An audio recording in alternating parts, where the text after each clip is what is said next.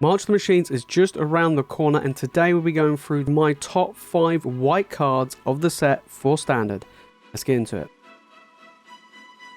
Coming at number 5, we have Surge of Salvation. Now, this card is actually pretty good. So, this is an instant for 1 white. You and permanents you control gain hexproof until the end of turn. And then you get to prevent all damage that black and or red sources would deal to creatures you control this turn.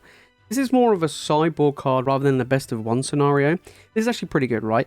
Not only do you give yourself and your permanents hexproof, which means they can't be targeted, so no kill spells or anything like that. Could be from any color, so that's going to be really useful. But the fact is you get to prevent all the damage from black and red. So preventing damage from black isn't necessarily the most important thing, but preventing the damage from red really is, right?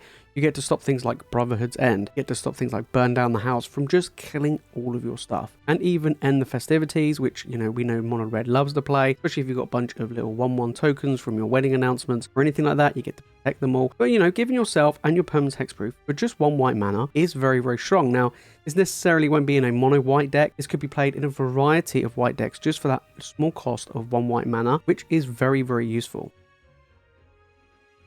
Next we have Sunfall. Now this is a board sweeper which I really like. It is 5 mana, so 3 colorless, double white, sorcery, exile all creatures, and then you get to incubate X, where X is the number of creatures exiled this way. So basically incubate is you get to make a token that isn't yet a creature, then it gets X +1/+1 counters on it. So let's say you exile 5 creatures, 5 +1/+1 counters on it, then you could just pay 2 mana to then turn it into basically a 5/5 creature. That's pretty good, right? It doesn't have to be at sorcery speed either. You can do it in your opponent's turn, and you can swing in, deal some damage. Really, really cool. So the key thing about this is it exiles, right? We've already seen things like Farewell being very strong. It does deal with other things than creatures, but it is 6 mana. We haven't really had a great 5 mana board sweeper for a while. Like we used to have Doomscar. I mean, that's okay. You'd have things like Cleansing Nova in the past.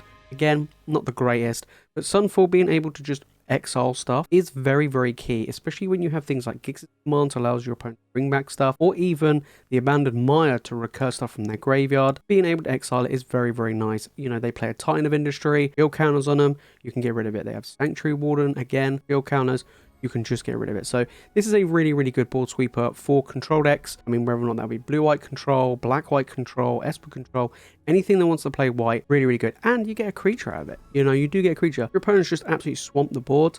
If you kill like 10 creatures, you can end up with a 10/10. Like, that's really strong. Even if you just deal with like 3 or 4 creatures, just having something come back away from it. So it is a very, very good board sweeper for 5 mana and nice welcome into Standard.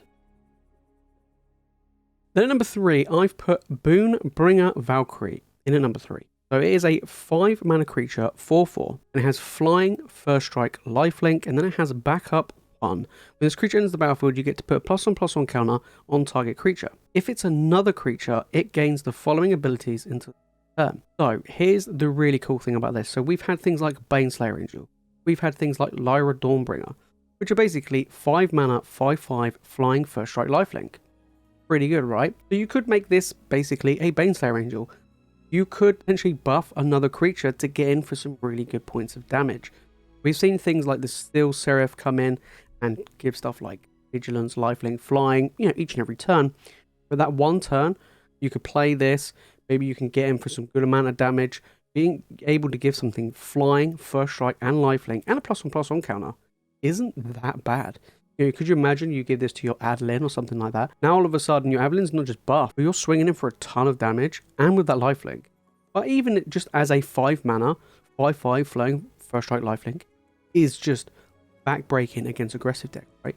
You can, you know, block easily shield drids all day long. Mono Red has a massive headache with trying to deal with a card like this. But this is still a pretty decent card, and the fact is you have the option to potentially spread it out amongst other things as well is quite nice. If you want to get that life gain straight away, you already have a creature in play this, buff it, swing in, gain a bit of life, and then your opponent's like, oh, hang on a minute, I've now got to fight through this 4/4 flying first strike, you know, lifelink. Very, very tough. So I do like this, and I do feel like it will see some play. I'm definitely going to try it on a bunch of different decks, especially in control decks. I think it's a great card. So yeah, really nice coming number 3.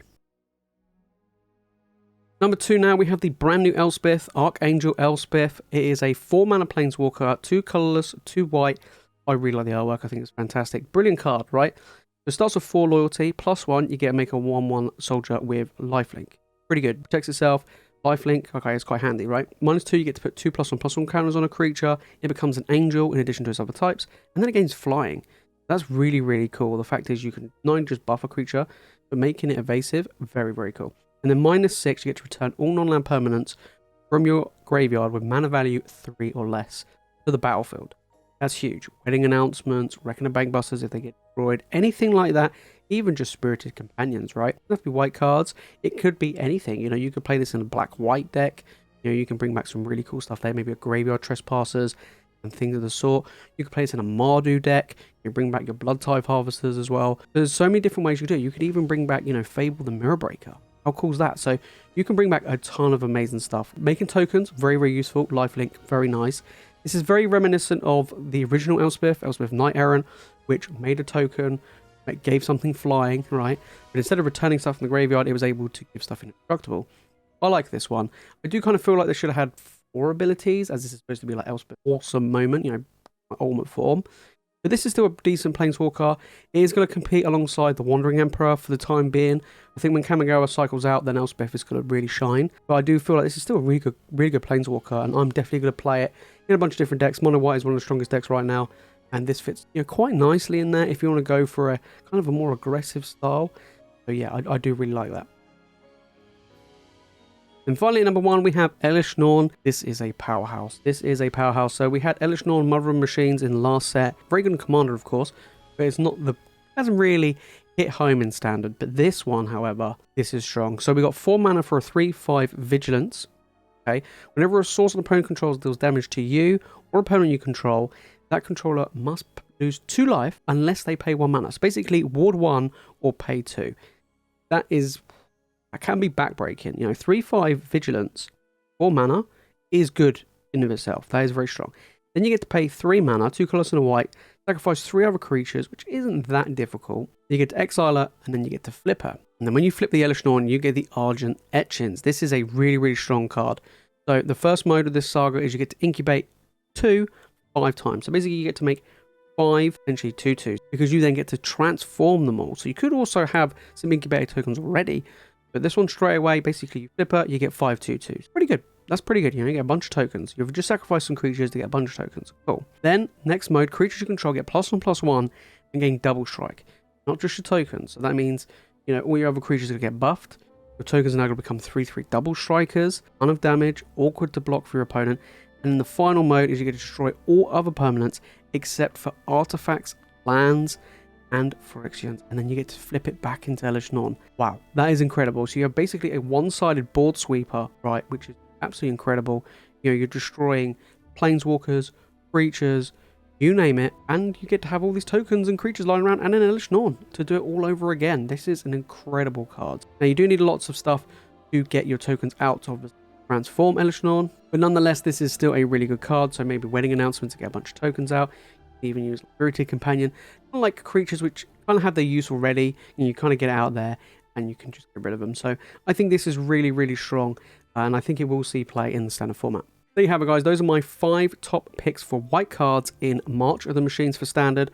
Let me know down in the comments, guys, which ones are you looking forward to playing? Which ones would you make in your top 5? Let me know down in the comments. And if you made this fun to the video and you've enjoyed it, make sure to smash the like button and make sure you subscribe for more Magic content. And if you want to watch some Standard deck text, then make sure to click on this video right here. And of course, watch more Magic content, hit that subscribe button. Alright guys, that's it from me in this video. Thank you all so much for watching, and I'll see you in the next one.